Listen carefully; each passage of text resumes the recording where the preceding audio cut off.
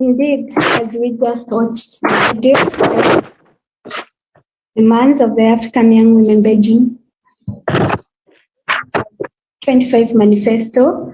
A very good morning to everyone and welcome to this intergenerational dialogue.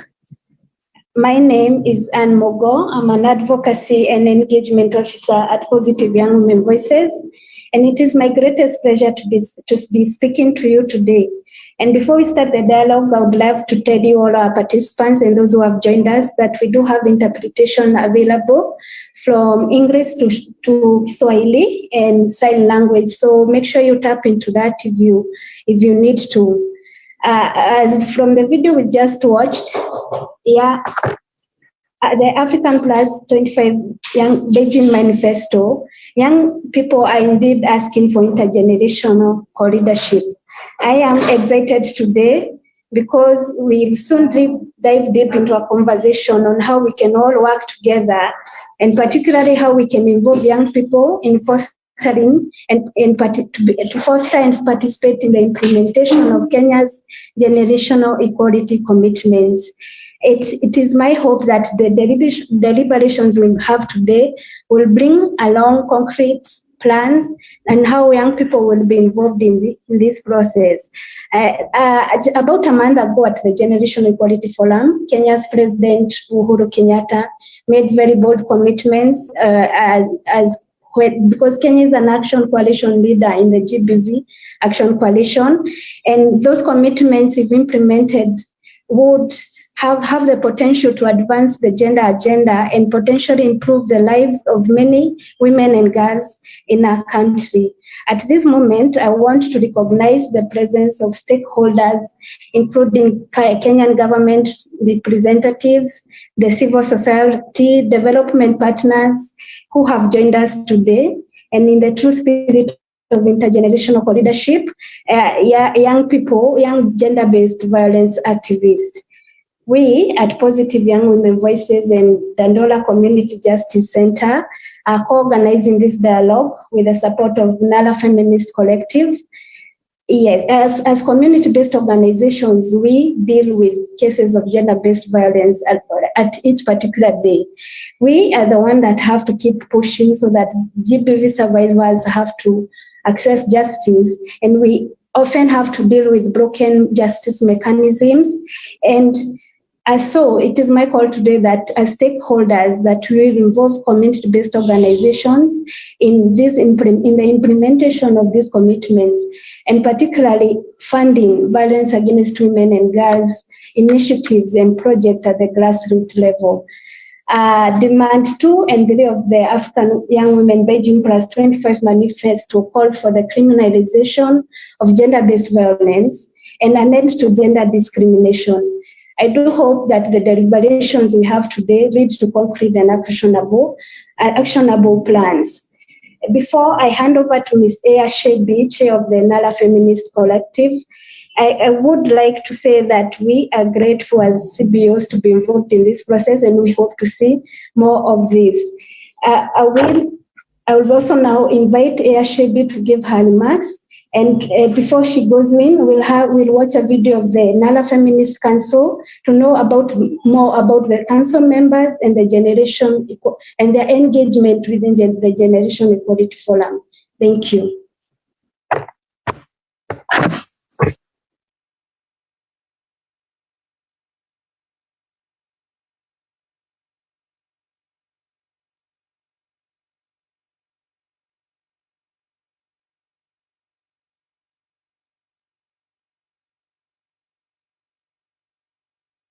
We have the video.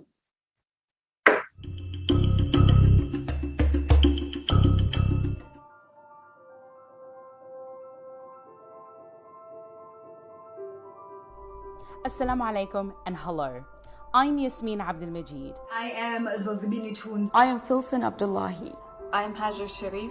I am Oluwaseun Ayodeji Oshoali. It's Rosebel Kagumire. My name is Pokolo Gerando. I am Vanessa Nakate. I am Aisata Kamara. I am Rose Washuka Masharia. Je suis Yasmin Wiran. My name is Intisar Mahmoud. My name is Emma Theophilus. وأنا اسمي آية الشافي. I am a council member of Nala Feminist Collective. I have signed and endorsed the African Young Women Beijing Plus 25 Manifesto, a groundbreaking feminist document with 10 bold demands. Because during this COVID-19 pandemic, and as we build for a post-pandemic world, we cannot forget the women who have driven Africa's economy. This is because no matter where you live on the African continent, access to justice continues to be elusive to young women and people of gender diverse identities on our continent. because I say enough is enough to sexual abuse and its chronic effects and trauma. Because I believe that the cycle of female genital mutilation can be broken. because thousands of women are minutes away from femicide, rape, trafficking, and abuse with no safety and no shelter. Because we need an education that can free us from oppression and the damaging effects of unconscious bias. Because I want to silence the guns which have ravaged the lives of many young women of my generation. It is the responsibility of the international community to tackle the root causes of this conflict. It is high time we provide protection from cyber harassment, threats, and sexist language. I belong to a bold generation of African women who deserve a life with dignity. We must empower young women and girls from vulnerable and marginalized communities, young women with disabilities, young women seeking asylum, and young women migrants. Especially in times of armed conflict, natural disasters, and displacement. Understand the impact of daily sexism, misogyny, and discrimination, resulting in severe challenges affecting young women. Especially the impact of climate change that could have been prevented across generations. We must keep each other accountable. Because we should not be silenced, we should face this with courage. Because we need to act now. So, let us demand for ending gender discrimination, for inclusive, equitable, and quality education, For economic justice. For silencing the guns. On digital justice, So on mental health and well-being, Access to justice and protection. To the criminalizing of the epidemic of gender-based violence. For intergenerational co-leadership. and for sexual reproductive health and rights. The manifesto will ensure that these demands are heard in the spaces where change can happen. the Africa I want, L'Afrique que je veux Is just. Is very inclusive. where women and girls live free of violence. and where opportunities and benefits are fairly distributed. And you? Sign the manifesto today. It matters. Your voice matters. generation equality Cannot Afford To move forward. With our Africa. Et Génération Égalité ne peut pas Avancer sans l'Afrique.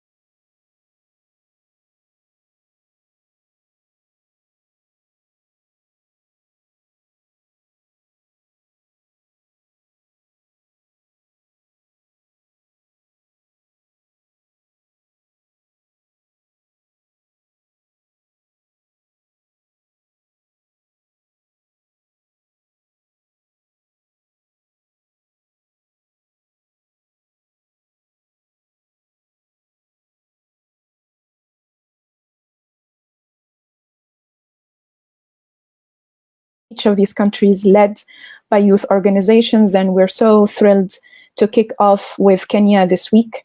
Let me first welcome and thank the government of Kenya for their engagement and partnership on this dialogue, especially CAS Nadia Abdallah, Ministry of ICT Innovation and Youth Affairs, Rose Washuka, Chief of Staff to Honorable Chief Justice and President of Supreme Court, and also Counselor of Nala Feminist Collective, and the Ministry of Gender and Public Service, even though the Minister apologized for not being able to join us today, but her office is here, and Professor Margaret Kobia made a commitment to follow up discussion next week, so we're happy to take on that engagement on the 18th of August.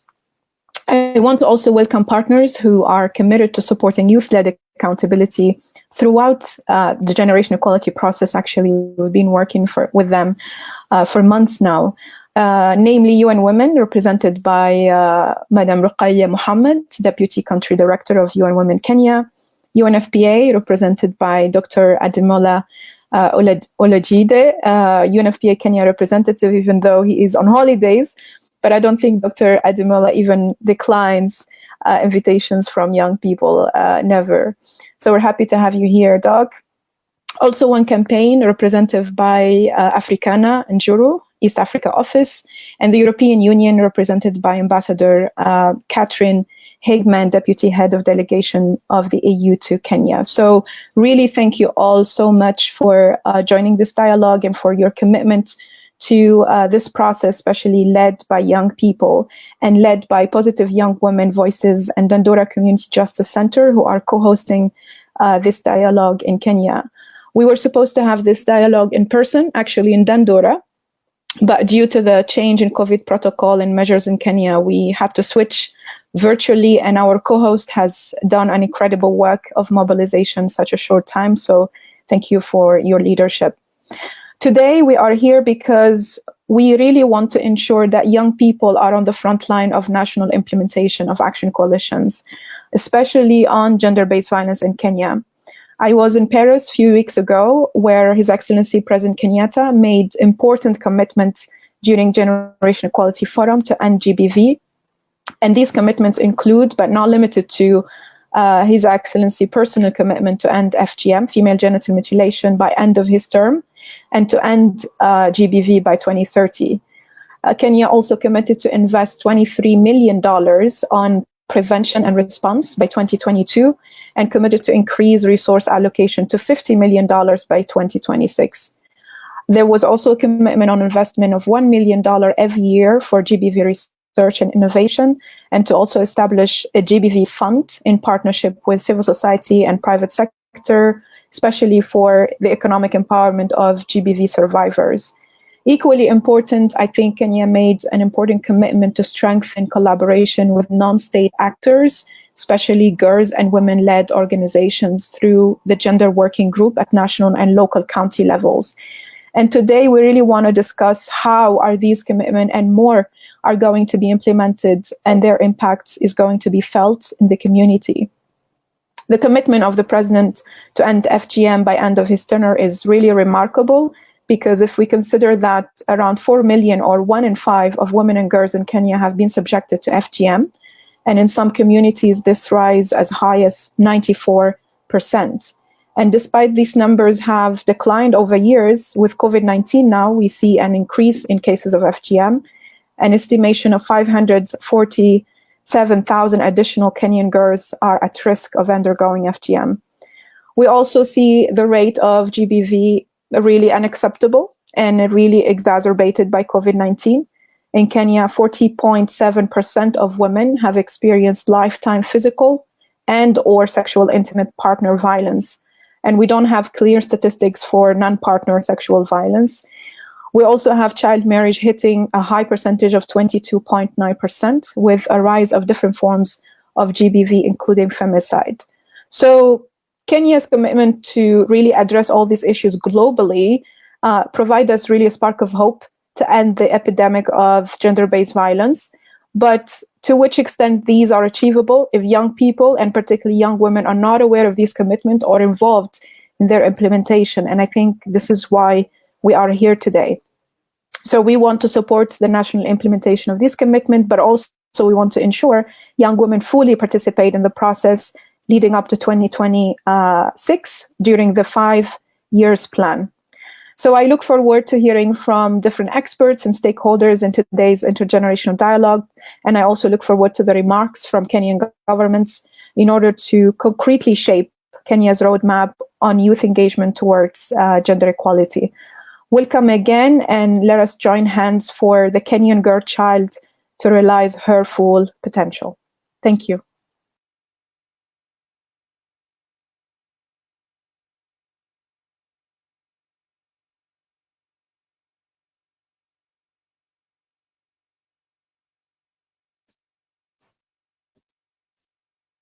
Thank you. Now we'll go to we'll have Rose Washuka. Rose Washuka, would you give your remarks? Thank you very much, Anne, for coordinating this forum so excellently. Indeed, your leadership is testament that young women of the African continent are indeed already taking on leadership and leading our continent in the right direction. So, Anne, very well done, and we are truly proud of you. Public sector, private sector, civil society, and development partners present, distinguished participants, ladies and gentlemen.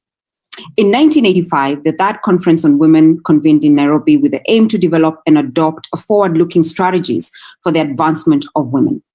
This conference had been preceded by a monumental UN decade on women empowerment that focused primarily on strengthening women's networks.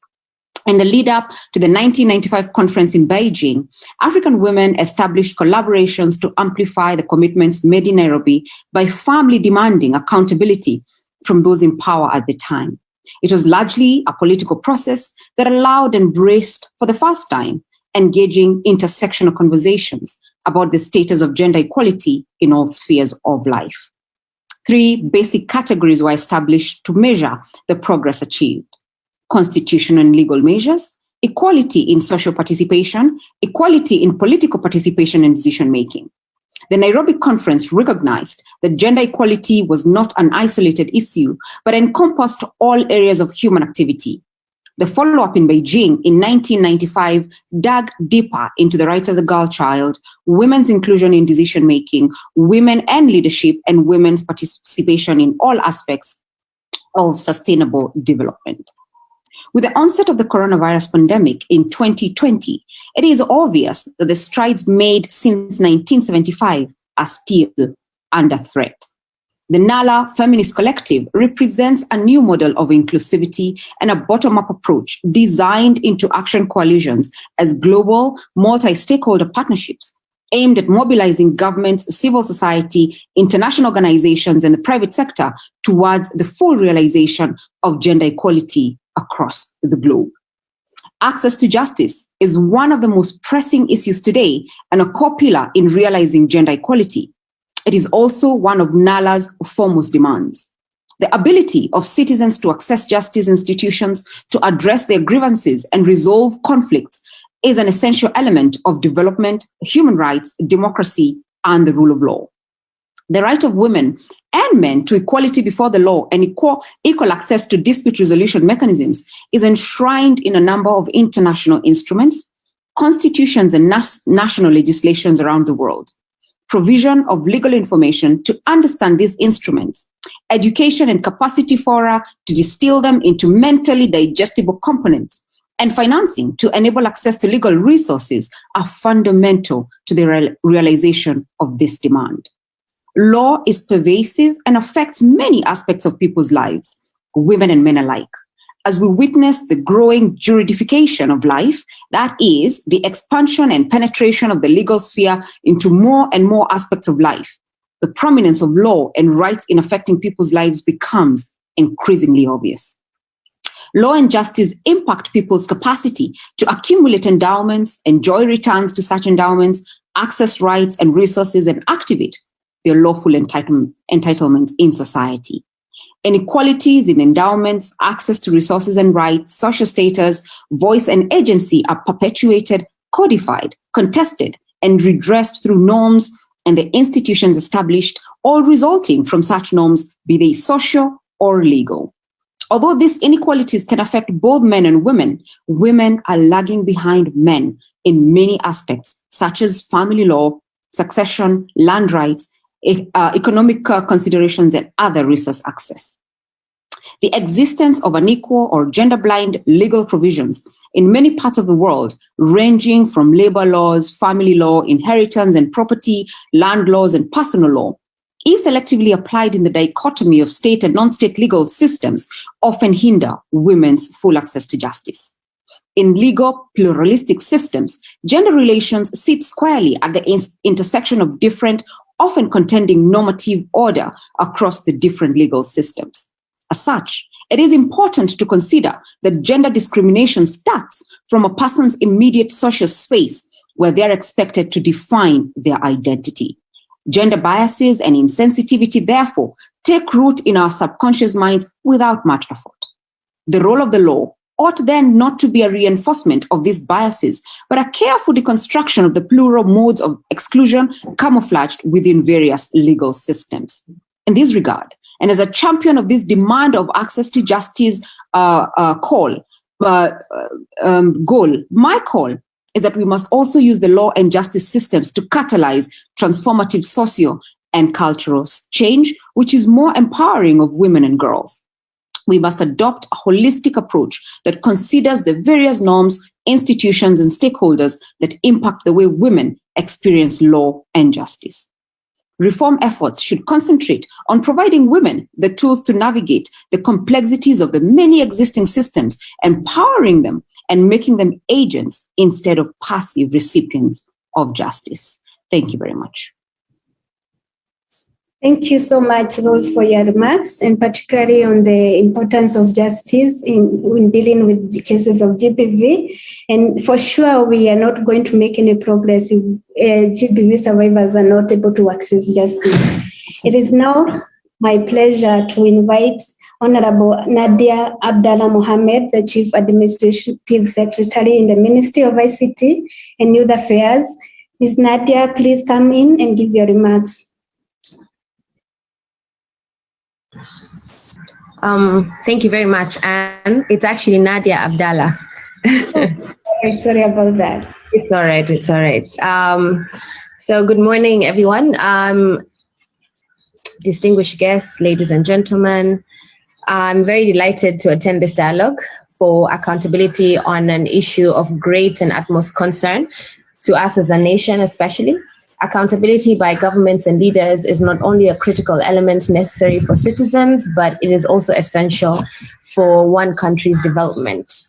Ensuring the full enjoyment of human rights requires zero tolerance for gender inequalities, gender-based violence, and all other harmful practices that place women at a disadvantage, both socially and economically.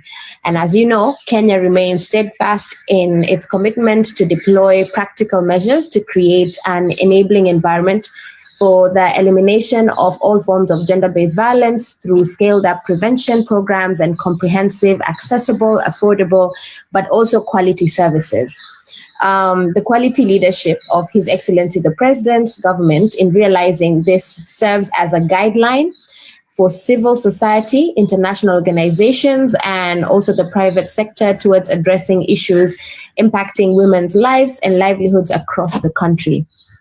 As you know, during the just concluded Generation Equality Forum held in Paris, on 30th June to 2nd July, His Excellency the President outlined Kenya's commitment framework to accelerate gender equality, including ending all forms of GBV and FGM by 2026.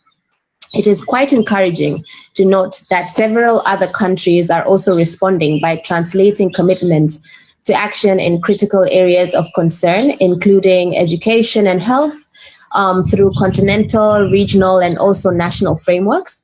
And I'm pleased to see that different actors have launched various campaigns aimed at bringing together generations of women rights activists to tackle the unfinished business of empowering women. Action platforms such as today remain as guiding frameworks for realizing and reflecting on the progress made for young women's empowerment and rights. And it really builds momentum to overcome the remaining barriers during this last decade of action to achieve the Agenda 2030 for Sustainable Development. As you know, intergenerational dialogues present an approach to reform decision-making and promote youth inclusion. Policy and decision-making process urgently needs to make space for youth engagement, as youth voices, actions, and solutions are essential to achieving the SDGs. While at the same time we're leveraging on such milestones, youth frameworks are key to advancing these agendas. And to this end, I'd like to commend NalaFEM for providing a platform for young women to articulate their concerns and secure a clear and unreserved commitment by the Generation Equality Forum and Action Coalition leadership through Africa Young Women's Manifesto. Your efforts to scale up action for progressive gender inclusion towards sustainable development at the national, regional, and continental level is remarkable. We recognize the process undertaken in developing the manifesto that was built up upon the experience of young women, ensuring the ownership by a broad constituency. And it is my hope that as the common set of demands for achieving of gender equality and equity, as well as Agenda 2063 and Agenda 2030, will inform policies, institutional process, and intersectional programs and measures in turn to ensure that girls and young women are able to participate actively, equally, and effectively at all levels of social, educational, economic, political, cultural, civic life, and leadership. Ensuring accountability is a shared responsibility, and leveraging on youth frameworks is key to its advantage. Youth accountability plays a key role in mobilizing collective action, enhancing efficiency and consistency needed to drive social change. Young people, who form the largest part of the population in Africa, must take up their role in holding to account the government on their various pledges and commitments made, for this to be an accelerated and critical step in strengthening the fight to end all forms of GBV and towards improved livelihoods. And it is for this reason that the government supports the advancement of the meaningful engagement of youth in accountability processes across all sectors of development. We strongly believe that the realization of adapted commitments will not only be achieved without the meaningful engagement of young people and young women in accountability mechanism. And in fostering accountability, young people must participate in the various accountable processes, be it public policy making, planning, budgeting, monitoring of public funds, and procurement, as well as preparing of reports. It is critical that we invest in the resources that is young people and enable them to understand accountability process and their civic responsibility at the same time. Collaborative efforts between the government, developing partners, civic society, and grassroots organization and GBV champions continue to move the needle in the journey towards a GBV-free Kenya by 2022.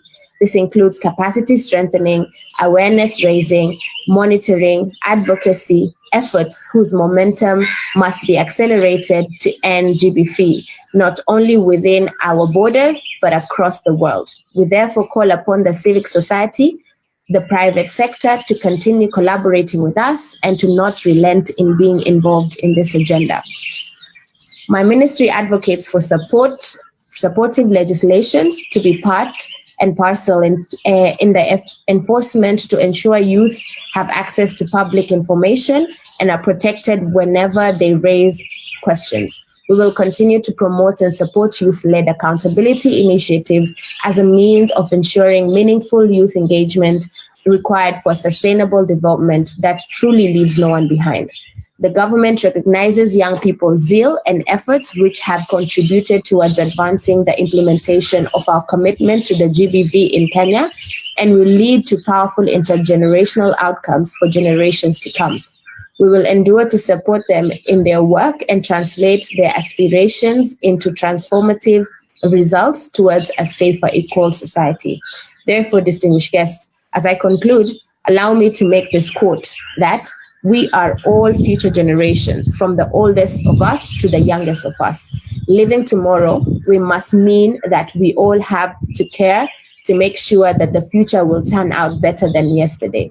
I look forward to fruitful discussions on our commitments and chart a way forward with concrete and practical actions in supporting the 5-year journey towards eradication of gender-based violence. Asanteni. Thank you so much, CS Nadia, and I'm pleased to hear of the commitments you keep making to continue involving young people in government initiatives, and particularly on accountability. I would now like to invite the Deputy Country Director of UN Women Kenya, Mrs. Rukaya Mohammed. Mrs. Rukaya, please do give your remarks. The floor is yours. Thank you very much, Anne. Yeah, so Nala Feminist Collective Chair, my sister actually, Ms. Ayachebi, glad to see you today. UNFPA Kenya representative, Ms. Ademola Olaji, Kaznadia Abdallah, EU delegation to Kenya, Child Affairs, Catherine Hedman, young people present, my colleagues from UN Women, all protocols observed. Good morning to everyone. It is indeed a great pleasure to be invited to this forum, an intergenerational dialogue on Kenya's GEF Action Coalition commitment. So I sit here on behalf of Anna Mutavati, the country representative who could not join us today because she's on leave, but she sends her regards. Indeed, as UN Women, we are proud of the role we played in convening the Generation Equality Forum in Paris that was co-hosted by the government of Mexico and France. The Generation Equality Forum is a civil society-centered global gathering for gender equality that seeks to accelerate the implementation of the gender equality commitment in the Beijing Declaration and Platform for Action of the 1995 in order to achieve transformative change. The forum commenced with the convening in Mexico, which saw the robust participation of various CSOs and more specifically, the youth-led movement from all over the world. It culminated in Paris Forum, which is concluded on the 2nd of July with the announcement of bold gender equality commitment and the launch of a global 5-year action journey to accelerate gender equality by 2026. In GEF Paris, the youth platforms reflected the work of gender youth activists across the world, which has set the pace for national activists to engage in the global acceleration plans. Through the global acceleration, context-specific regional journeys are locally designed, owned, and led based on lived experiences. The forum's bold, action-oriented results in nearly $40 billion of confirmed investment, as well as ambitious policy and program commitment from government, philanthropy, private sector, over 440 civil society organizations, and 94 youth-led organizations. It is important to mention the numbers. The $40 billion commitment during the forum will go a long way to increase resources that youth-led and all organizations need to advance gender equality and women empowerment in their spheres of influence. Closer home, Kenya played a critical role in the Generation Equality Forum and demonstrated commendable leadership as a co-leader of the Gender-Based Violence Action Coalition, alongside other member states. Gender-Based Violence, GBV, is one of the GEF's 6 action coalitions. The other action coalitions include economic justice and rights, bodily autonomy and sexual and reproductive health and rights, feminist action for change, for climate justice, technology and innovation for gender equality, and feminist movement and leadership. These are not mutually exclusive, but reinforce and complement one another. For example, we cannot end GBV if economic justice, technology, among other action coalitions are ignored. As a co-leader of the GBV Action Coalition, the government of Kenya has demonstrated its commitment in ending GBV by making very bold commitment during the launch of the Generation Equality Forum in Kenya on 31st of May. The President, on behalf of Government of Kenya, committed a number of concrete actions, all geared towards ending all forms of GBV and FGM by 2026. Without delving into details, the 12 commitments are aligned with the 4 actions of the GBV Action Blueprint. That is law and policy, scale-up prevention programming, scale-up survivor-centered services, and support autonomous girl-led and women rights organizations. Kenya has committed to developing an accountability framework for tracking expenditure on the allocated resources for ending all forms of GBV and FGM, and an indicator in the government performance contracting framework to track duty bearers' accountability on the enforcement and implementation of GBV laws and policies by 2022. This is a critical commitment that should be monitored very closely by young people, as it will unlock the huge gap we have had in holding duty bearers to account. It is now time to translate words into action to ensure that the bold commitments made are realized. In this regard, UN Women continues to support the government of Kenya, various women and youth-led civil society movements, and also rally other key actors within the UN, the private sector, development partners, multinationals, philanthropists, academia, media, among others, to actualize the commitment and direct resources towards localization and adoption of GEF commitment in the country and more specifically at the county level. This has been done through partnership with the Ministry of Public Service and Gender, through the State Department for Gender, with whom UN Women co-chairs the Generation Equality Forum National Steering Committee. As the National Steering Committee meets to adopt the roadmap for activation of GEF in the counties, focus and emphasis will be on the critical and unique role of CSOs, including youth-owned and led civil society organizations in Kenya. One of the critical end goals for the global acceleration is to achieve a decentralized, demand-driven approach that localizes the GF and promote greater ownership and sustainability through scalable solutions. UN Women therefore recognizes the need for youth participation in these critical conversations on ending GBV and FGM and has supported intergenerational dialogues, bringing together youth advocates from the counties to create awareness and amplify their voices on the same. Through this intergenerational dialogue, we have continued to create awareness on GEF commitment, engaging youth at county levels to voice their views and demand accountability from various duty bearers and take ownership and lead the process towards realization of the commitments. We are therefore excited to see a whole movement of youth being empowered to take ownership of the GEF process towards achieving youth-led accountability on the Action Coalition's commitment. While Kenya leads on Action Coalition, UN Women regional offices are committed to mobilize and drum support for GEF by supporting feminist network or focusing on youth content and participation. We will therefore continue working with young people and the government of Kenya to offer appropriate support in realization of the bold commitment made in ending gender-based violence. I look forward to this important conversation today and the outcome of the meeting. Thank you very much. Asante sana. Thank you very much, Deputy Country Director. And we are excited to hear that you will continue with your great leadership on the Generation Equality Forum, and particularly with involving young people in fostering accountability of those commitments. Now, I would love to hand the mic back to Ms. Rose Washuka again, a NalaFEM Collective Chair, who will take us through the next session. Rose, the floor is yours. Thank you very much, Anne. Just to say that the Nala Feminist Collective Chair is Ms. Aya Shebi, but we aspire to that position because we are properly led and empowered. No, don't apologize. This is in a very light touch. It's just to liven the mood.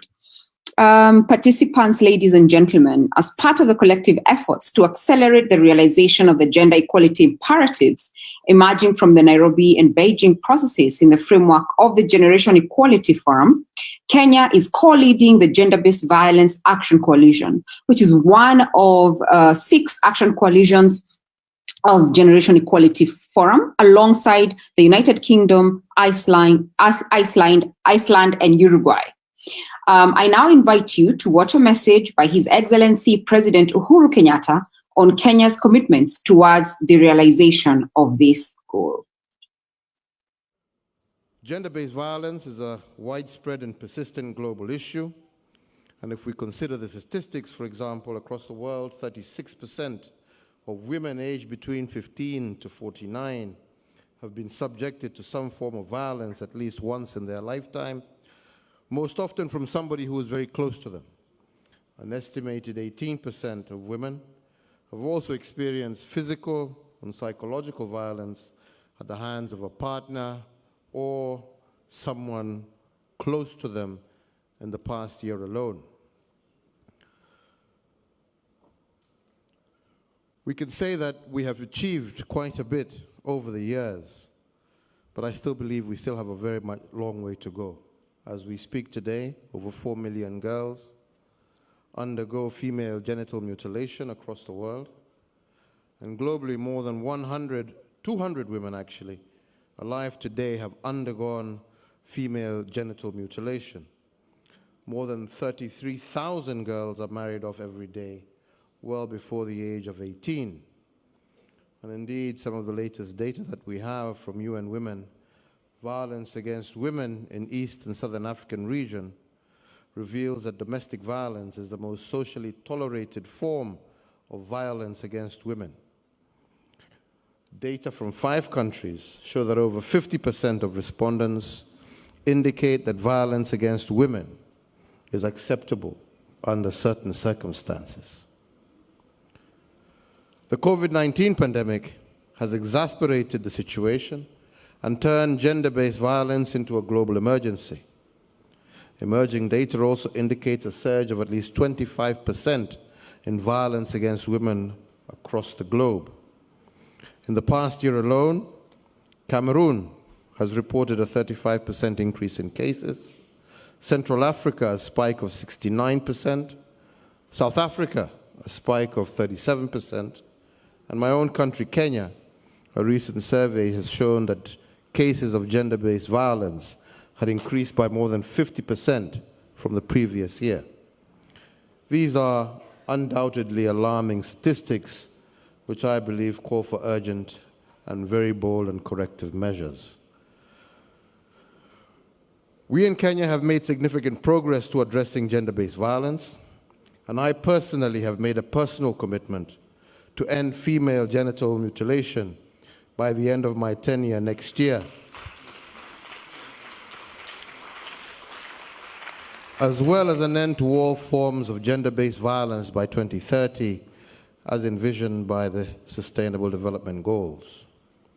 So, ladies and gentlemen, against this background, allow me now to share with you Kenya's GEF headline commitments on gender-based violence to accelerate the pace and deliver concrete results by 2026 and beyond. And towards that end, Kenya commits itself to fully enforce gender-based violence laws and policies by adopting a gender-based violence indicator in the government performance contracting framework, to track duty bearers' accountability on enforcement and implementation of GBV laws and policies by 2022. Kenya also agrees to ratify and implement the ILO Convention 190 on eliminating gender-based violence and harassment in the world of work by 2026. We will also invest $23 million for gender-based violence prevention and response by 2022 and increase the resource allocation of this to $50 million of own funding by 2026. We will invest $1 million every year for gender-based violence research and innovation to boost evidence-based programming by 2026, as well as establish a gender-based violence survivors fund through co-financing model in partnership with private sector, civil society, and other stakeholders for the economic empowerment of all GBV survivors. We will introduce a module on GBV in the 2022 Kenya Demographic Health Survey to strengthen the utilization of gender statistics and informing the design and scale-up, as well as evaluation of FGM and gender-based violence programming. As well, we will commit to developing a gender-based violence management and information system to strengthen gender-based violence prevention and response programming. We will also integrate gender-based violence services, including medical, legal, psychological support services, into our essential minimum package of universal health coverage this year. We will scale up the National Police Service integrated response to to gender-based violence, as well as commit to gender-based violence prevention and response in crisis situations such as we are in with COVID-19, and ensure that all humanitarian response includes gender-based violence. We will strengthen our collaboration with all non-state actors, including girl-led women rights organizations, male champions, and private sector, through coordination structures such as the Gender Sector Working Group at the national and our local county levels, as well as adopt institutionalization of the multi-sectoral GEF leadership structure throughout all our leadership structures in our country. So, ladies and gentlemen, I want to conclude by saying that we will continue to work with all world leaders to ensure an end to a practice that has harmed millions of girls across the world, and to ensure that these practices cease and all our women and girls are protected so that they can assume their full role in the development of our social economic agenda for Kenya, for Africa, and the globe. Thank you very much.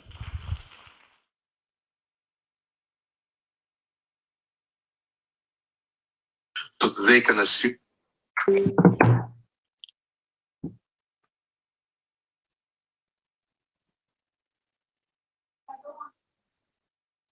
Thank you very, very much for that video. And indeed, it's quite an in-depth commitment from Kenya there, and a great show of leadership on Kenya regarding the realization of the end to gender-based violence. The next session will convene leaders who have extensively engaged with the process of realizing gender equality at the international, national, and grassroots levels within the Kenyan context. And the acceleration of gender equality realization depends greatly on the collective involvement of various players, dialogue, and indeed the implementation of these action coalitions powered by accountability. How do we stay accountable, and how do we know that the realization of these action coalitions is actually on course? Allow me to introduce the panelists. Dr. Ademola Olajide, who is the Kenya country representative at the United Nations Population Fund, UNFPA, a foremost leader in this field, and very, very actively engaged at the global and actually national level engagement on the issue of gender equality, among other progressive goals. Ms. Esther Aoko, who's a sexual and reproductive health advocate, working extensively in the community to advocate for sexual and reproductive health. Mrs. Natalie Robbie, who's the executive director of Msichana Empowerment in Korea, again, engaging nationally and at the grassroots level on various aspects to ensure that the girl, child, and women issues are brought to fore. Ms. Africana Njuru, who's an advocacy and policy consultant with One East African office, who has, trailblazed the policy and advocacy sphere in this topic. Welcome to the panel. Now, the proposed flow of the panel is that I will pose a question to each of the participants, and we will have an engagement for about 20 minutes. And another engagement for about 20 minutes, and we will open it up to Q&A from the participants for the remainder of the time. We have an hour, 60 minutes scheduled for this conversation. Now, allow me to start with you, Dr. Ademola. The Republic of Kenya has played a significant role in organizing and supporting the International Conference on Population and Development, which has been a core component and a core driver of the gender equality agenda at the global platform. What are the connections between the ICPD and Action Coalition commitments, and how can youth support these processes, sir? All right, thank you very much for having me. Let me recognize the leadership of the NALA Feminist Collective. I see the Kasnadia on here, and I see other partners, including my colleagues from UN Women. I think essentially what we need to recognize is the fact that the government of Kenya has decided to take lead in addressing this range of issues that relate to promoting gender equality. And it does not start with the ICPD conference, actually. It started at the Women Deliver conference in Canada. And the commitment that His Excellency the President has made from Canada through ICPD in Nairobi, the commitments in Paris, are actually interconnected, and they're not parallel. They're actually interconnected to ensure that at the end of the day, every single Kenyan, irrespective of demographic characteristics such as gender, is able to contribute meaningfully to economic development. The question we now have to ask is this.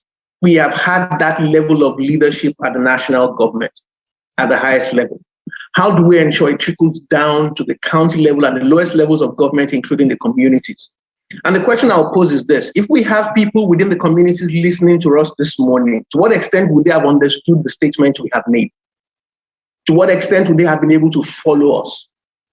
It therefore means that we have to find a way to, first of all, carry along the majority of Kenyans who are young people, especially young women.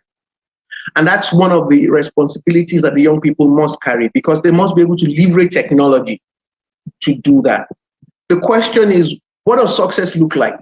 If you listen to His Excellency the President, he talks about all forms of gender-based violence. Okay, do we as a community understand all forms?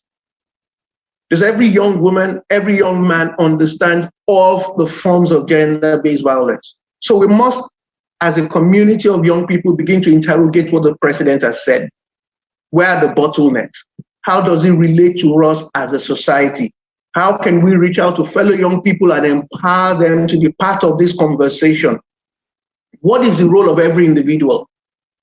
And so for young people, that's one thing that needs to happen. They have to be part of that space by, first of all, keeping themselves informed, getting themselves together. And that's why for us, it has been a pleasure to support the initiative of Nadia, which is around the Kenyani Mimi. And I also attended the launch. Get themselves together, build their capacity, and begin to mobilize the communities where they come from and speak with a voice. So for me, the first task I would place at the feet of young people is for them to interrogate all of the commitments the President has said. What are the low-hanging fruits? What are the quick wins? How does it relate to communities? How can we, first of all, get ourselves together to own this process? Then the second part of holding government accountable then comes to the fore. So I do think for me, that's one of the things that young people should try to do now. Translate this into simple terms that communities can own and communities can run with. Thank you. Thank you very, very, very much for that intervention. Indeed, I do agree that communication is a core part of it. And that forms my follow-up question to Esther. And as a person who works with communities, do you think that we have done a great job communicating the agenda and the goals? That's the first part of the question. And depending on your answer, what more could be done and what more could we do to ensure that young people understand the agenda of this goal? Esther. Thank you very much, Rose, for your question. And as I was listening to your question, I was remembering a time previously I was in a forum and I asked some of the young people who were there if they knew about the commitments that were made at the Generation Equality Forum by the Kenyan government. And they told me that they did not know about them. So it is very impossible to call for accountability on something that you do not know about. So the first step that I would think is for us to popularize these commitments, because these commitments will then act as a point of reference even for our advocacy. I was able to know the commitments because I attended the Generation Equality Forum virtually. But then other young people who were not able to attend the forum did not know about these commitments. So I think that the best way moving forward would be popularize these commitments, even through the old-fashioned ways, publish them in newspapers, hold forums that will information sharing forums, just the way we do public participation when we want to pass a bill or something. The same way we should be doing this with the commitments, because we cannot move forward if young people are not informed and they do not know what is going on. because then when we ask young people to do something and they are not informed, we will then like fuel the stereotype that young people do not know how to do things and are not experts, but young people are experts. If we are given a chance to gain information, to gain skills, we are able to come up with innovative solutions to the various challenges that are affecting us. Thank you. Esther, a follow-up question to you. What do you think is required to actually make sure that this message and information trickles down to young people? What are the immediate requirements to support this process, the process of information? Mm-hmm. So yes, thank you very much, Rose, for your question. I think making the commitments in a way that it is easily understood by young people, because when you might read the commitments and you might understand, but there's someone who's not able to understand the language, because first of all, like in Kenya, our national language is Swahili. So actually even starting by translating the commitments into Swahili, so that when like a woman in the community who's just working or maybe in a kiosk, when you give her the commitments, she can be able to read. When you give a young person who is living in informal settlements the commitments, he or she is able to read them. And as I had mentioned earlier, we need to trickle this information down by holding information sharing sessions.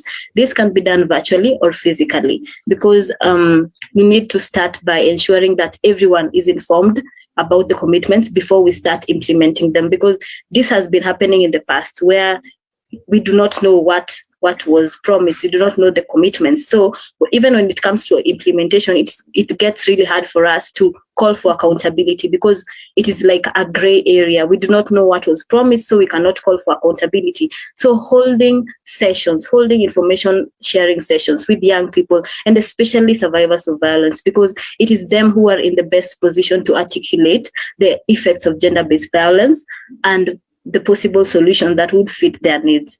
So holding information sharing sessions with young people and survivors of violence will go a long way in ensuring that we are informed on how to implement these commitments moving forward. Thank you, Rose. Thank you very, very much, Esther. I am actually very tempted to come back to you, Dr. Ademola, with a question on, is there UN infrastructure that exists to support information dissemination of this nature, and how should various players engage? The most effective infrastructure to support information dissemination is that we rest with the national government and the county governments working and anchored on the community. And definitely we work with various government institutions to push that forward. It's important that young people themselves understand these various platforms, and then at the same time begin to also clamor for the creation of new platforms if it does not meet their needs. Mm-hmm. For them to, like she said, it's important for them to define how the information should be communicated to them and through what channels are most appropriate. And we just stand ready to always push in that direction and support. Again, I'll go back to the initiative by Nadia, which was the Kenyan Imimi, was her idea. And when she brought it to me, I saw that it was very strong and it provided an opportunity to leverage young people. And so we've been across the country, although we've been hindered by the restrictions of the COVID pandemic, to try to reach out to young people. So I would think that young people themselves leading a process that allows us to surrogate the information dissemination on the back of what exists, or co-create what will work for them, because that's the most important thing. Now, even if we have not effectively put the communication out, young people must start clamoring for it, as she's talked about. There must be the clamor for it. Where there's a clamor for it, you would find the national government and all actors, UNFPA, UN Women, UNICEF, all of us, they're moving in that direction to provide the solutions. I may not know exactly what solutions are most appropriate, but I do know the colleagues on this panel know exactly what kind of channels they want and how they want to do it. So for us, we stand ready. All they have to do is beat the drum. We're ready to dance. Excellent, excellent. And what I hear from you, Dr. Ademola, is co-creation, co-leadership, proactive engagement and a contextual understanding of what that engagement looks like, which are a powerful quartet of infrastructural prerogatives that could be tapped by young people. Mrs. Robbie, Natalie, allow me to recognize that you actually work with communities in one of the marginalized areas of the country. And as Dr. Ademola mentioned, that the prerogative is with national and county governments to actually make sure that this infrastructure of information dissemination is present. In your experience, has there been that support by national and, more importantly, county government to support your work, particularly on the goal of ending FGM by the end of 2022?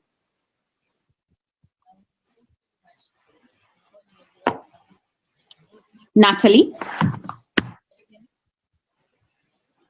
Natalie, we are struggling to hear you. No.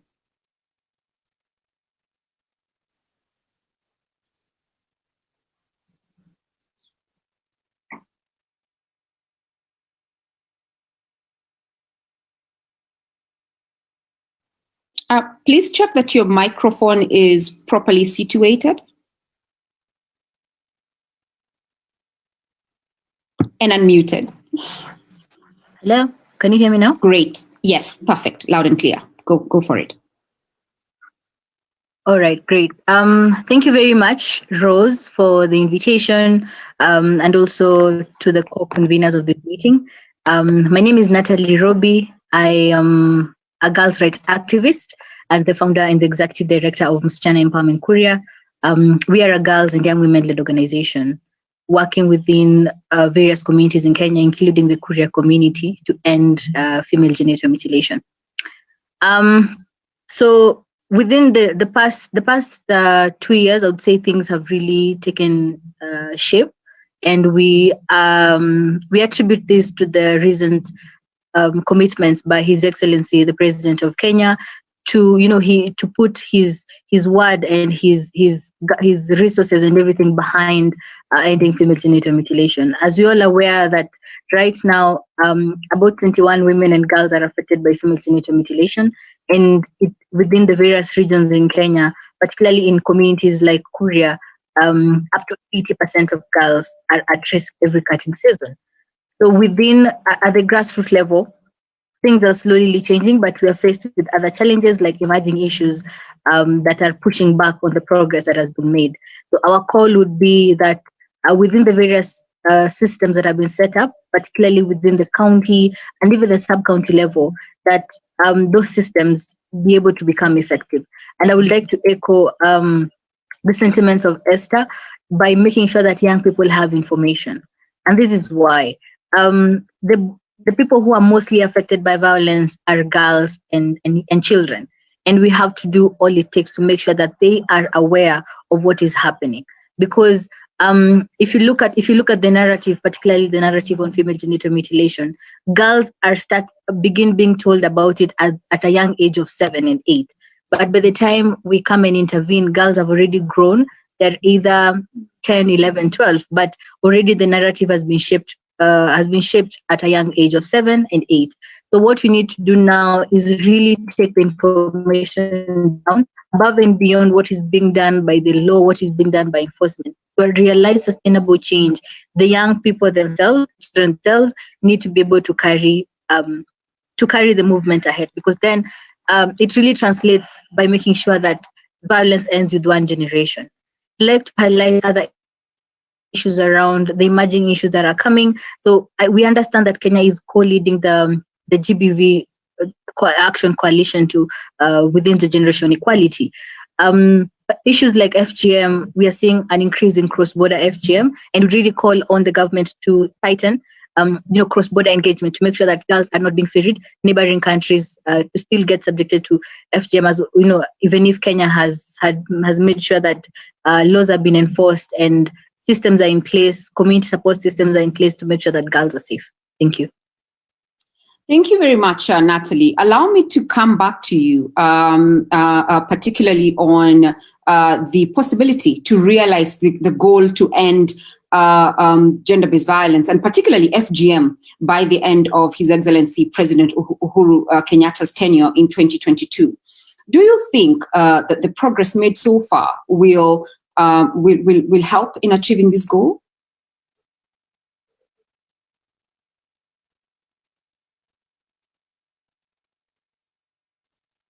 Natalie? I think for me, I'm very happy that now we are particularly looking at FGM as a very homogeneous act. It happens in various communities. It happens with different times for different reasons, and I'm very happy that now with the I would say decentralization of how the command and the power, then it makes it easier for every community to take lead. So in terms of will we be able to end it? Maybe not, but we'll be able to have realized massive steps. It will really set precedence for what comes beyond 2020. Thank you very much. Allow me to persist on this issue because it actually is an issue of national importance, and you're doing amazingly important work with communities.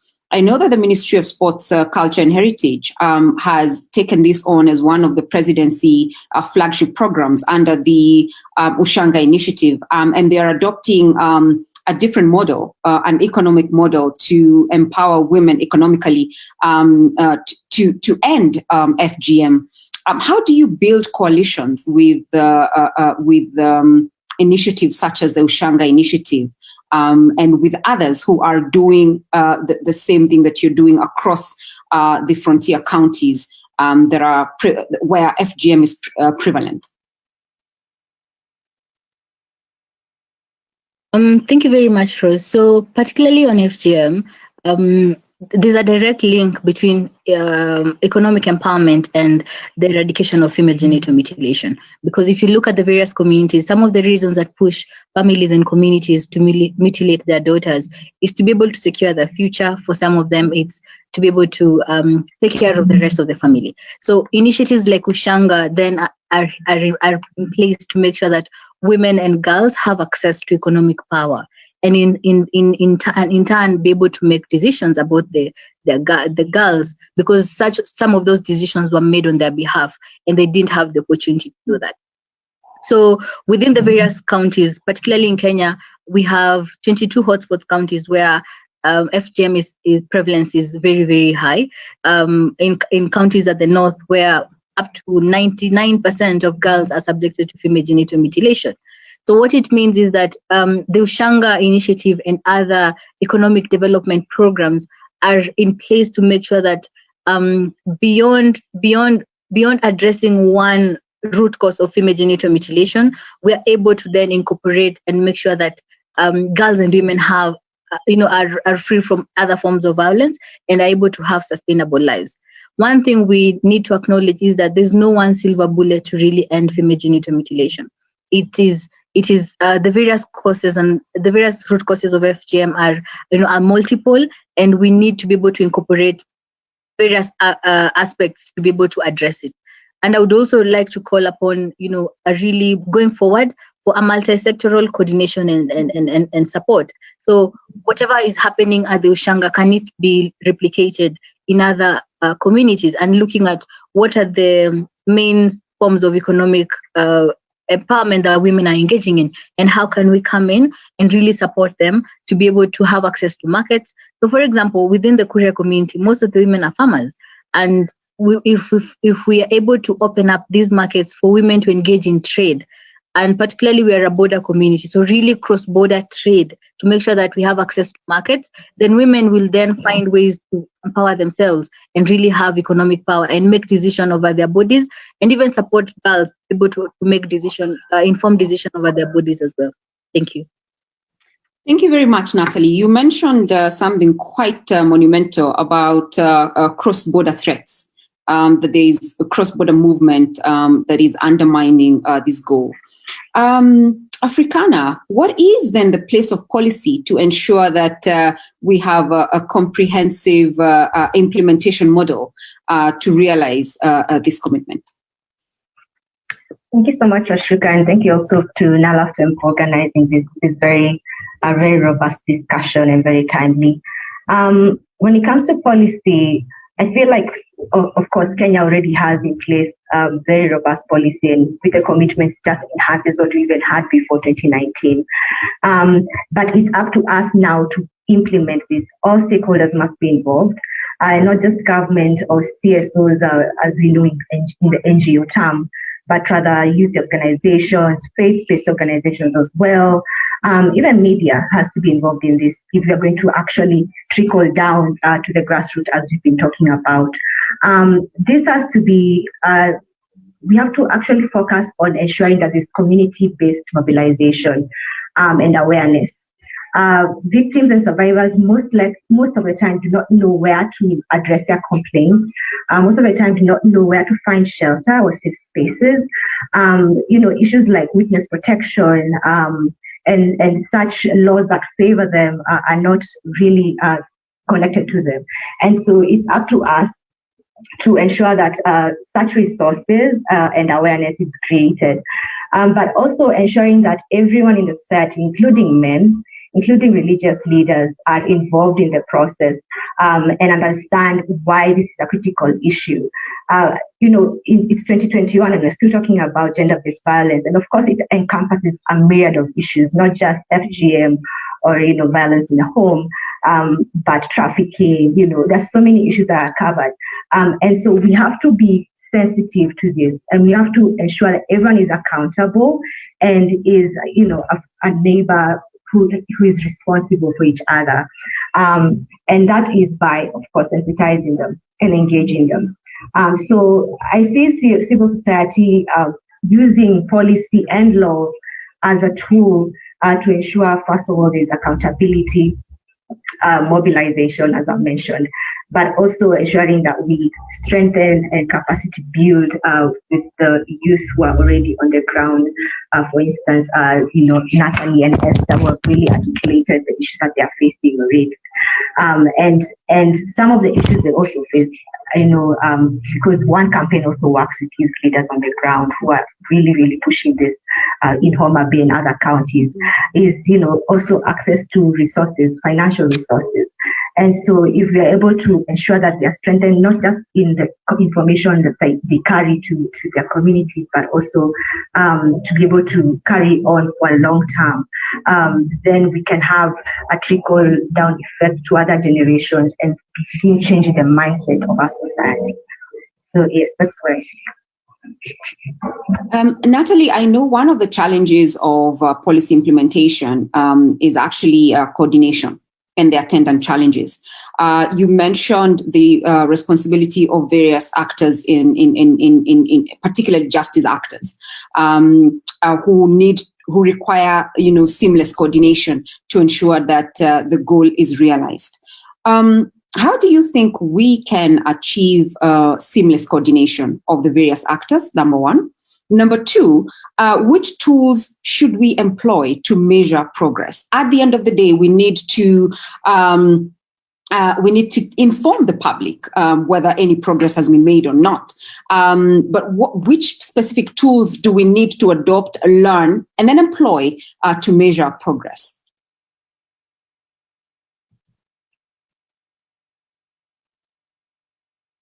Natalie, please unmute.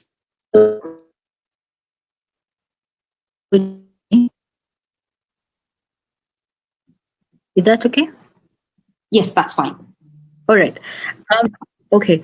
Thank you very much, Rose. And I would like to go back to Africana's contribution in terms of making sure that right from the community we are able to establish systems. So I'll give you an example, particularly of something that right now UNFPA is doing with youth-led organizations to end female genital mutilation.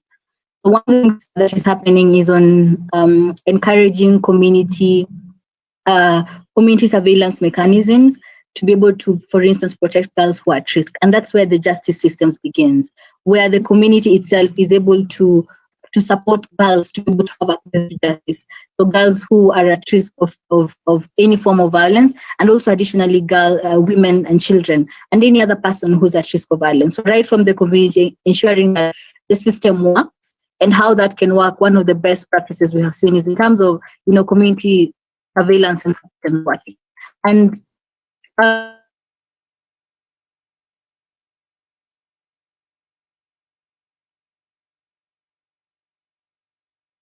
Natalie, we lost you. Sorry, I am joining from a very, very, very remote area, but that's okay. So did you hear my last comment? Yes. Right. Maybe you can take it from the last comment. Yes. So one of the immediate things we can do is really making sure that the community surveillance systems are working, so that we are able to have cases being supported and reported. And then another thing we have seen being really strengthened within the community levels are things like the Area Advisory Council platforms. And these are innovations that have been there for a very, very long time, but they're not really being utilized. And the Area Advisory Councils are being chaired by the children officers, and at the sub-location level, they're being chaired by the assistant chiefs. And as we know, which is something that had been highlighted by Mr. Ademola, that the national government, through its systems, which are right to the houses where we have the Nyumba Kumi village elders being present and representing the government. So at the sub-location level, we have something called the committees, the child protection committees.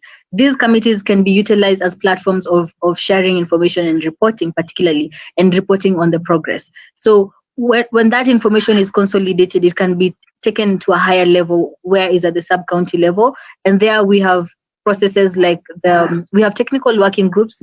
I think in some cases, like in Migori County, we have technical working groups at the sub-county level. And these are platforms to also present and present on progress. And then that scales up to the interministerial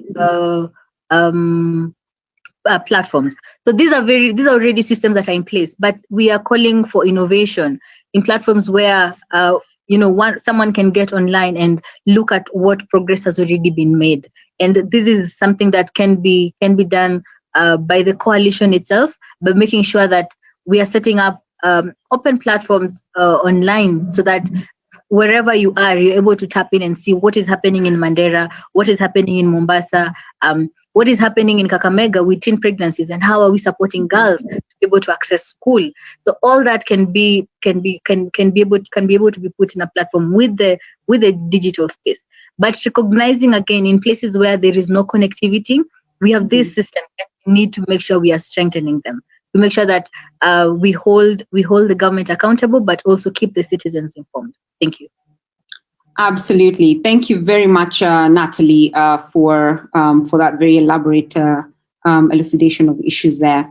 Now, I will turn back to questions from our participants who are, sending in various questions for the panelists to address. And we start with the, very monumental issue of climate change and how it intersects with gender equality, but also gender-based violence. And I'd love to hear Dr. Ademola's views on how we can mainstream responses to climate change as we move towards the eradication of gender-based violence. This is a question from a participant who's, asking how we can mainstream climate change responses as we move towards the eradication of GBV. Dr. Ademola. Well, thank you. Definitely, if you look at the traditional roles that gender norms imposed upon women within our communities, which relates to agriculture, relates to domestics and all of that, first of all, that itself places a burden on women, especially when you have environmental challenges. Now, when you begin to have things like flooding or droughts or some of those things that affect them, again, it further compounds it. So you find that when communities are displaced as a consequence of environmental challenges, women and girls also continue to bear the burden. The way forward is for us to find a system that ensures that the community themselves are front and center. And one of the things that we are doing right now is working with a range of partners that include those who are non-traditional, who are looking at green technologies to help women do cooking more efficiently, so they free up more time to do other things that may earn them an income or develop themselves or take care of their children to ensure that we're moving more towards equality. Or also ensure that those within the environmental or the green economy, the environmental space, understand the gender dynamics of all of these issues and adequately integrate it within programs that they're pushing forward. So increasingly, we're speaking to UNEP for us to continue to collaborate. And the environmental sustainability is a key pillar of the initiatives we are running with Nadia, which is getting young people themselves to take ownership for the sustainability of the environment we find ourselves in. As the UN Secretary General has said, it's as if the human race is in a suicidal battle against the environment. Because every effort we take or every step we fail to take to preserve our environment, we are also hindering the continued perpetuation of the human race. Because as they say in my village, only a madman will take an axe to a tree that he's sitting under. Mm-hmm. And so one of the things we are trying to ensure is that the environment question cuts across everything we do. But more importantly, we surrogate that to the young people who are the majority of Kenyans, for them to ensure that every policy, every system, every program takes care, first of all, of our home, where we live. And one final point, just to refer to the issues we've raised about government reaching out to us and some of the challenges. I always ask this question. We try to interrogate how government will reach out to us on programs, on policies, and a range of issues. However, politicians have never failed to reach out to us when they need to get our votes. Never. I've been to very remote places where I've found political posters. So it therefore means the system exists. Young people just have to demand it is used in their favor. That's all that needs to happen. That's all that needs to happen. Thank you. Absolutely insightful there, and especially that address on one of the really threatening aspects of human existence, which is climate change. Another is, the onset of the coronavirus pandemic and the challenges that it poses on human existence, particularly the exacerbation of mental health issues. And I know that Cas Nadia has done amazingly well in this area of mental health, because as His Excellency President Uhuru Kenyatta mentioned in Paris, really we have seen an increase in gender-based violence by more than 50% in Kenya since the onset of the coronavirus pandemic. And my question goes to Esther, who is a sexual and reproductive health advocate. Esther, how is mental health affecting our goal of ending GBV, and how can we respond to that threat? Thank you very much, Rose, for your question, and I would love to echo Mr. Ademola's remarks on a community-centered approach, which is always the best solution. So mental health in itself is brought about by gender-based violence. When survivors of violence undergo violence, they end up being exposed to mental health challenges like depression, frustration, and even just fear, because some of the survivors of violence just have to continue living with the people who abuse them, and this takes a toll on their mental health. And the things that make me sad, like in our country, is that mental health has not been taken seriously, and we cannot progress. Like I'm sure for you, Rose, or anyone else who is here, if your mental health is not okay, you would not be able to be here. You will not be able to articulate the issues that you are facing, your challenges in a better way if your mental health is not okay. So we need to invest more on mental health, and by this I mean allocating resources, that like a lot of resources that will go specifically to mental health interventions, and they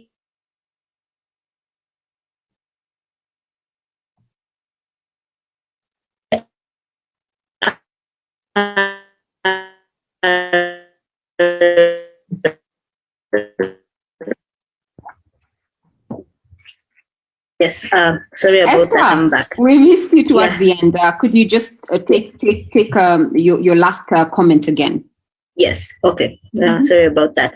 So I was saying that the community-based organizations and organizations have already thought about this dream of making mental health the center of all interventions, because when we do not involve psychosocial support in the package for survivors of violence, then we are exposing them to more violence, even self-stigma, which is also an effect of violence, because the way the community has already viewed violence is the fault of the victim, and victim shaming results in mental health challenges. So I would urge the government to allocate resources towards ending gender-based violence, and by this to ensure that we have resources in our national budget that will go towards funding organizations and interventions that have been put in place to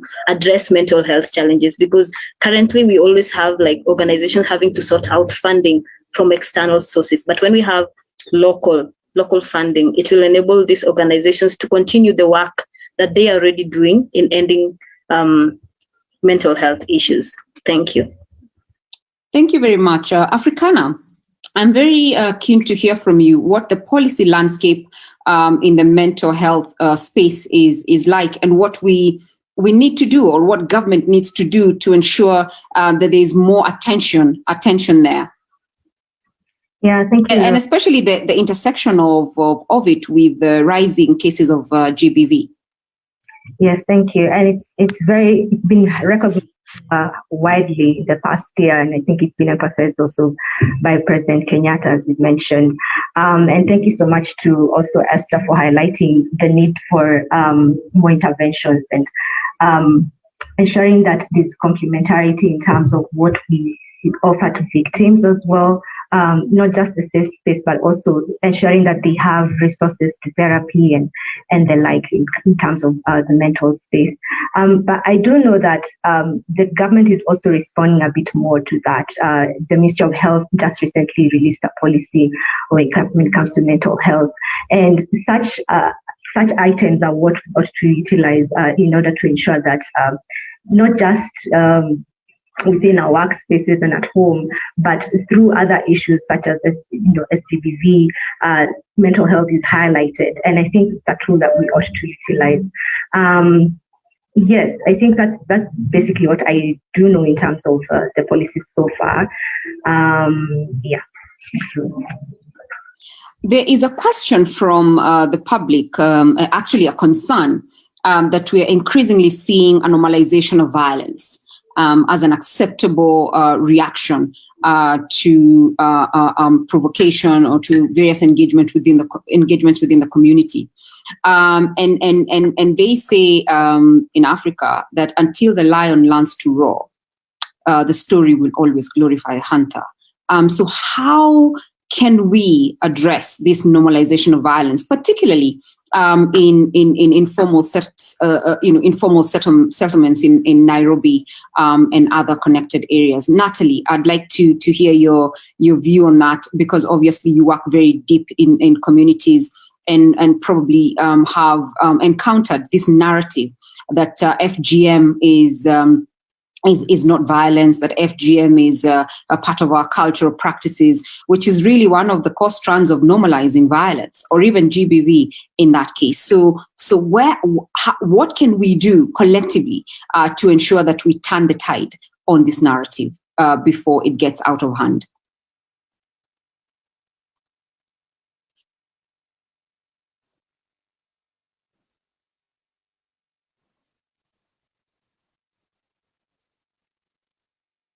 Natalie?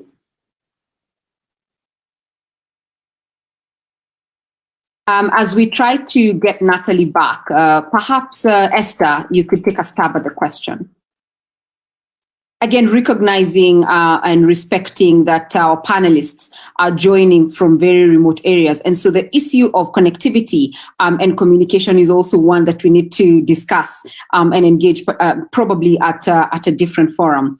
But very, very happy to see that commitment to engage even when connection is a problem. Esther? What can we do to turn the tide against this violence is normal narrative? Mm-hmm. Mm-hmm. So thank you very much. I always have this narrative that it all starts with the lack of information. When we do not have the correct information trickling down to the grassroots, we allow the fueling of stereotypes and myths about gender-based violence, which are deeply rooted in cultural beliefs and cultural norms. So when we continue giving way to these cultural beliefs and stereotypes to continue feeding into the minds of generations and generations, then it becomes a bigger problem for us to actually demystify these myths and take it and start telling people that no, violence is not okay. It is not normal. It is not the right way to react when you're angry at someone. It is not the first thing that you resort to when you're not feeling okay. You just violate someone just because you are not okay, just because someone has wronged you. So even I really like to take it back to when we were young, and our parents would tell us that they are punishing us because they love us. And statements like those, I think they're the same statements that keep on ringing in our minds, so that when even your partner abuses you, you think they are abusing you because they love you. And this is something that has continued being passed down in generations, that when someone abuses you, it means they love you. So I think bottom line would be information, just giving the correct information, telling people that violence is not okay, giving people the information of, first of all, what is violence, the effects of violence, the causes of violence, and how we can end violence. And this way, we will enable women and men in our communities to know that violence is bad. It is not something that is normal.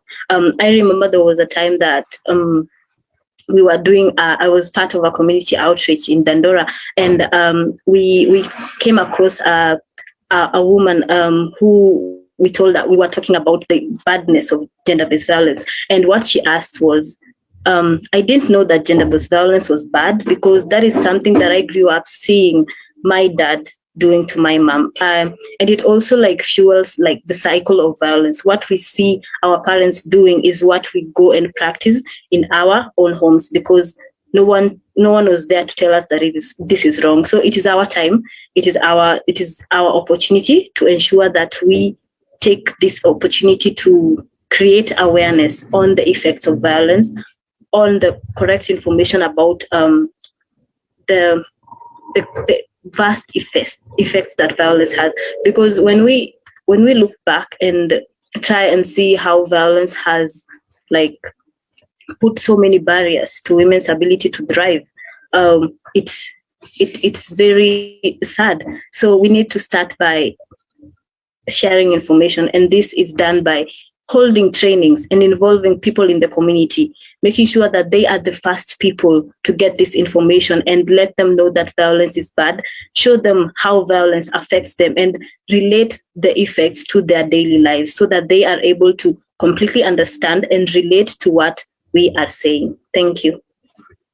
Thank you very much, Esther. Indeed, I am a great believer that passion capital is more important than any other form of capital. And what we have witnessed here today is an abundance of that passion capital. Indeed, you are changing the world and you are bettering your communities using passion capital. And that really is testament to the great strides that we have made and continue to make, particularly if we continue to support youth-led organizations in our collective goals. Now, allow me to invite you all back to the screen to share with us your parting shots. I'm not going to direct this section because I want it to be very organic, and I want you to speak really from your heart what you think is the way forward. Give us your parting shots. We start with Dr. Ademola. Well, thank you very much for organizing this and for so very well moderating the sections. I'm going to make 3 quick points. There's always been that question that President Kenyatta has said we should try to end FGM by 2022, that the time is short and is it feasible? What I always ask is this: we all as a community, first of all, let me say that in Kenya, people shake hands a lot more than they do in Nigeria from where I'm speaking to you. But the moment Ebola, the COVID pandemic hit, we stopped shaking hands within a few weeks. And we have continued to fist pump since then. If as a community for self-preservation, we can stop shaking hands within a few weeks, I can assure you, if we put the right things and right deterrence, we can stop mutilating female genitals within 2 years. Second, the issue of gender-based violence. People say, oh, sometimes it's anger, is a lot of other issues. And I tell people, no matter how drunk, stupid, angry, confused a man is, he will not sit on his own testicles. So it therefore means there can be no excuse for gender-based violence. If a mosquito perches on a man's testicles, he immediately knows that there's a better way to resolve issues than violence. So it therefore means as young people, we must create a society that does not normalize violence, that calls it out amongst our friends, calls it out within our family. And secondly, there must be a deterrence. Third point is this: all of these goals are laudable. We didn't get here in one day, and we will not get out in one day. However, it's very important for us to find low-hanging fruits and quick wins. When you want to climb a mountain, you start from the most gentle slope. So it's important for us to begin to work with our communities to make incremental progress towards achieving the goals of gender equality that we seek. We remain committed to that partnership, especially led by young people, and we are here to go with you all the way. Thank you very much. Absolutely, indeed, drawing from ancient wisdom there. Thank you very much, Dr. Ademola, for your closing words. Could we now move on to Esther? Esther, give us your closing shot. Thank you very much, Rose.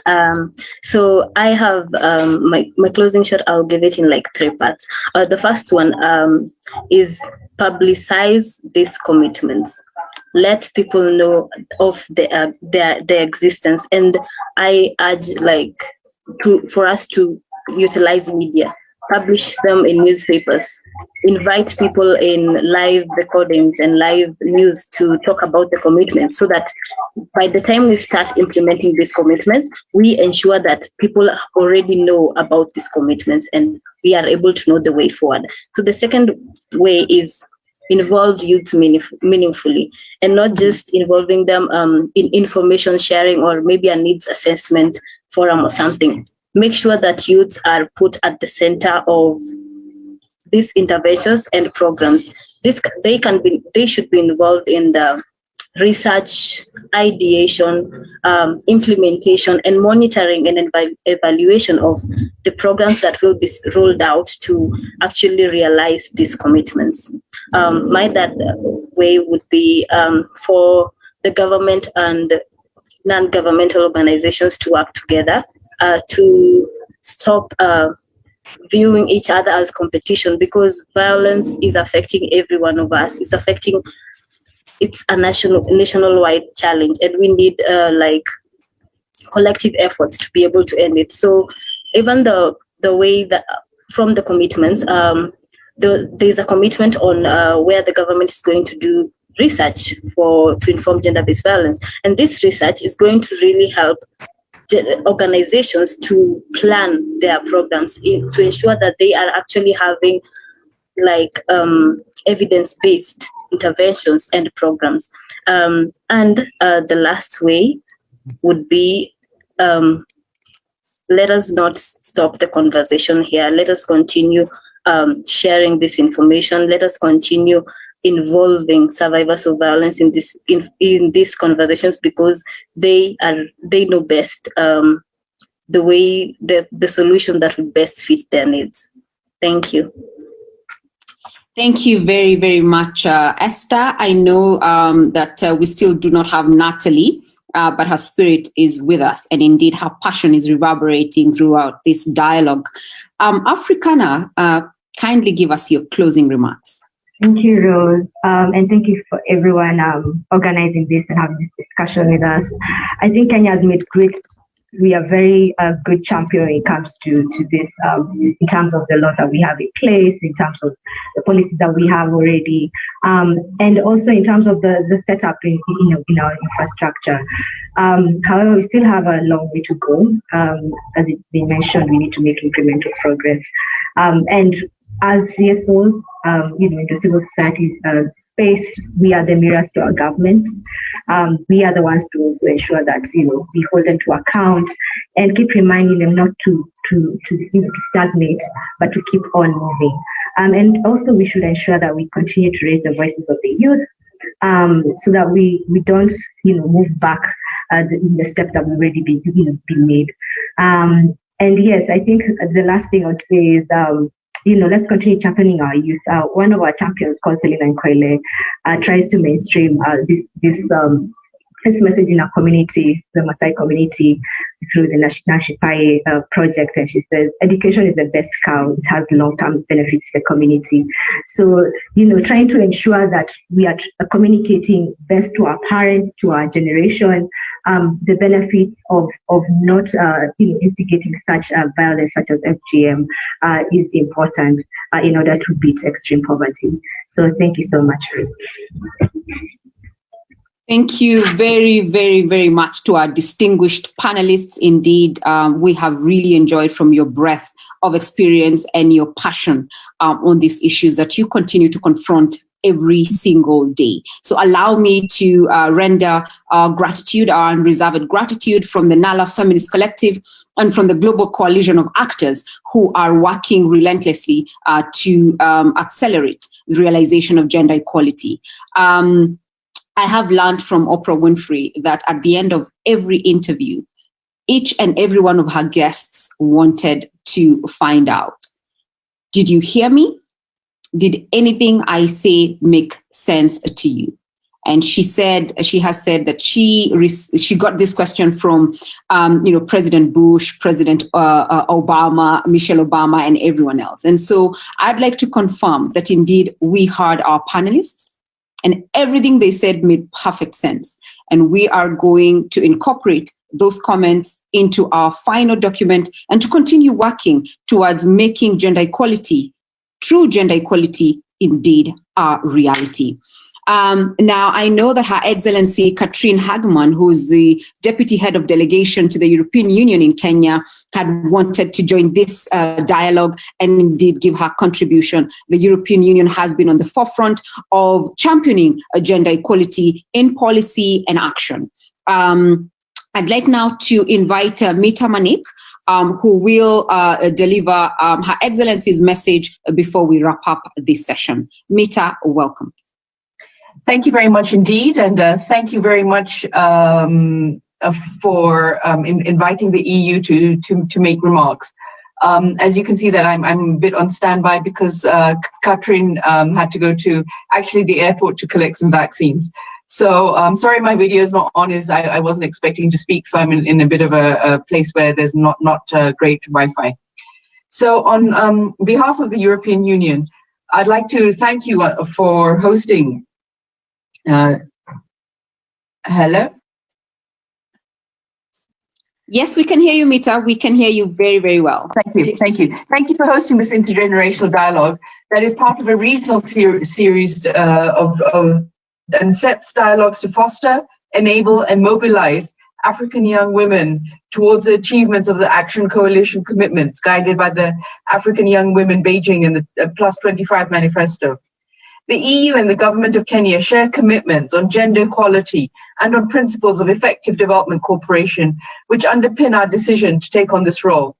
On the EU side, we'll be guided by the Gender Equality Strategy of 2020 to 2025 and the third Gender Action Plan, that's GAP3, that was launched at the end of last year.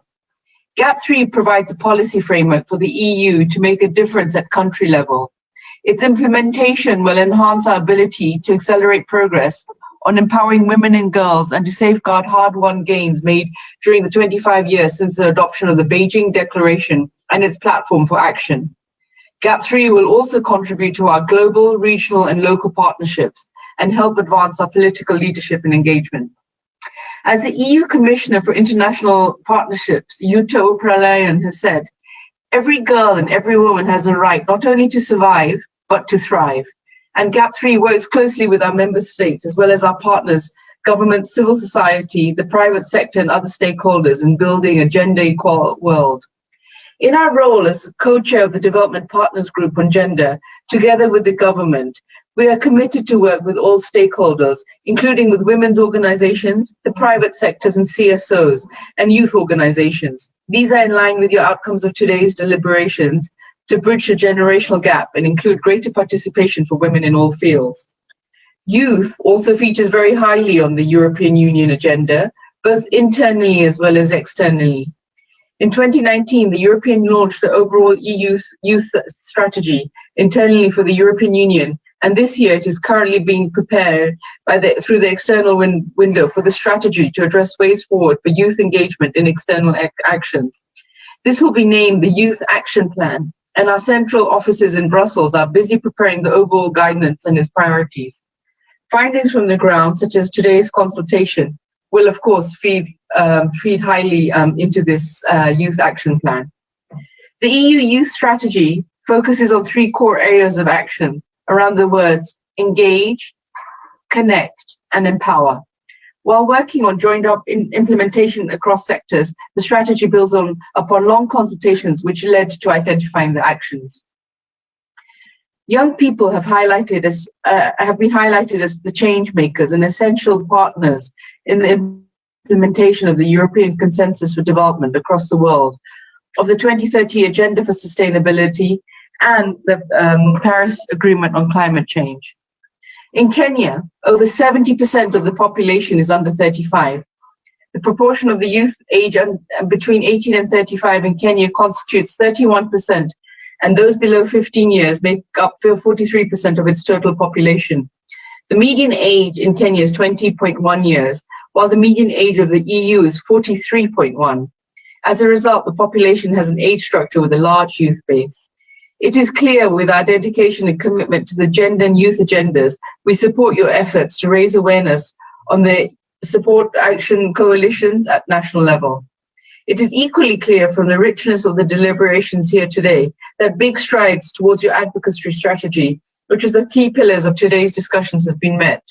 The work is not done, but an important step on engaging stakeholders, notably the youth and women, as we work towards a more gender equal world. I note from the closing remarks of the very interesting discussions and the panelists, Dr. Ademola says that we must make incremental progress. Esther looks at how we should publicize commitments, and let us include the victims of GBV in the conversation. And Africana emphasizes on how we must educate our youth. I really congratulate you for this forum. It's been very informative, and we'll certainly feed back the results to our headquarters and here nationally as the chair of the Development Partners Group. So thank you again for the invitation, and asante sana. Thank you very, very, very much, Mita, for that amazingly insightful and deep keynote from Her Excellency. Indeed, pass our regards and our gratitude for taking the time to really join and support this forum. Allow me now to hand you over to our very gifted, amazingly awesome campaigns coordinator at the Nala Feminist Collective, who has decades of accomplishments in this sector and in advocating for women's empowerment and creating a feminist jurisprudence. Sudfa, you're welcome. Thank you very much, Rose, for the incredible moderation. And I'm always amazed by the commitment of our council members despite the very busy agenda. And I would like to thank all our panelists We know that everyone is exhausted from virtual meetings, but we are trying to adapt to the new reality. And so far, as much as we can provide a platform for these fruitful engagements, for us is a win. Specifically, let me start by congratulating Positive Young Women Voices and Dandora Community Justice Center for the remarkable mobilization. We had shifted with the idea of having a physical meeting to a virtual in less than 1 week, and we managed to put together this incredible panel and this exciting conversation. I would like also to thank Honorable Nadia for giving us the time and the incredible remarks, as well as Ms. Rukaya from UN Women. We know we are getting into this leadership thanks to the remarkable vision of UN Women, and we very much look forward to work with UN Women, either at the headquarter level or country level. And then I would like to thank our incredible panelists. The discussion was really exciting. I was taking notes because, as Rose has mentioned, your comments, your valuable expertise will be taken in consideration as we work with youth organizations to ensure the national implementation of the Action Coalition commitments. I would like to thank Dr. Ademola from UNFPA Kenya, Miss Esther, Miss Natalie, and Miss Africana from One East Africa for coming together and share some time with us. And then I would like to thank the delegation of the European Union. It's incredible, the commitment, and we very much look forward to exploring collaboration. As Heya has mentioned in her remarks, as NALA, following our engagement on Generation Equality Forum, we are now embarking into the journey of making sure that the commitments will be implemented at national level. And this is possible just when the youngest continent and the youngest population, young people, will be involved. We want to make sure young people are informed, but foremost, we want to make sure that young people, and especially young women, own this process. All these commitments speak to a reality that young women face a daily basis. And with COVID-19, these realities further exacerbated. We recognize the challenges with gender-based violence, but we also recognize how incredibly young women at community, grassroots, national, regional, continental level, they are working together to eradicate gender-based violence. So we are embarking into 6 national intergenerational dialogues. We have kicked off the process with Kenya today. Next week, we will be hosting the physical dialogues in South Africa, Burkina Faso, and Malawi. And then the week after, we will be hosting the virtual dialogues in Rwanda and the physical one in Tunisia. So we are in this journey of exciting work with incredible youth organization. But also, we didn't forget the incredible mobilization of Generation Equality Forum and the sentiment from young people. Turning such a mobilization virtually meant leaving some young people behind. But on the other side, we have seen great mobilization. It is within this context that we are hosting the Post-JEF Youth Forum on August 12, 13, and 14. So please head to our website, NalaFEM.org, or in our social media channels to register. We have an incredible facilitator, part of our team, who will be hosting this forum for 3 days to make sure we can further collect inputs from young people, challenges, but also solutions. In the meantime, I invite our participant to follow us on our social media, and I would like to warmly thank you for the engagement in the chat. We've been following the conversation. We have also shared our email, hello@nalafem.org. Please feel free to reach out and we will respond as soon as possible. I would like to thank you all for joining and have a lovely day, and please be safe. Goodbye.